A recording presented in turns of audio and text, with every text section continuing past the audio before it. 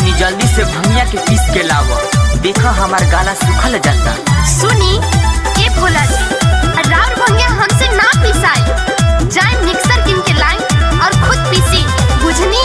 जब से चढ़ल बावे सावन महीना, भांग के बिना मन लागे कहीं ना, भांग के बिना मन लागे कहीं ना।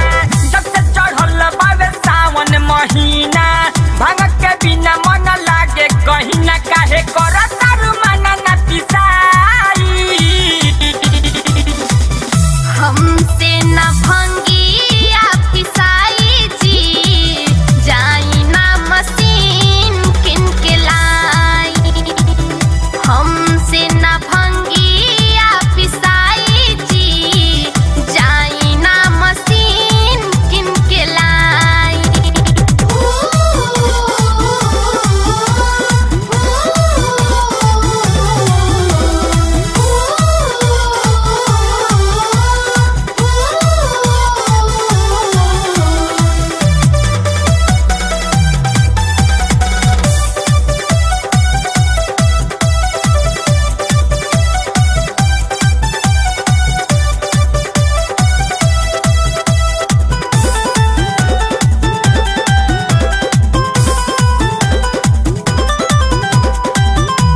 सबेरे रोज पीस पियाव, भांग के संगे तनी धतूर मिलाव।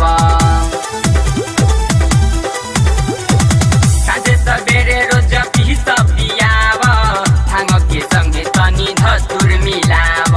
वही कम नहीं पावे हो ज्यादा, पति कलाई कहाँ जाई हो दादा। इहे होवे हमर जिए के दवाई, हमसे न भंगिया पिसाई जी, जाई मशीन किन के लाई। हमसे न भंगिया पिसाई जी, जाई मशीन किन के लाई।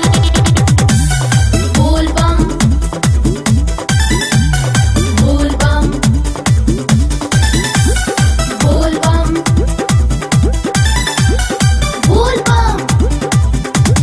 जाई ना बाजार किन लाई भोला, जाई ना बाजार किन लाई भोला।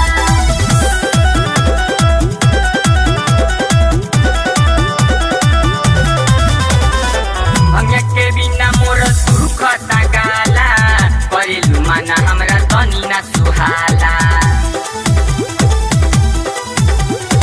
भंगिया के बिना मोर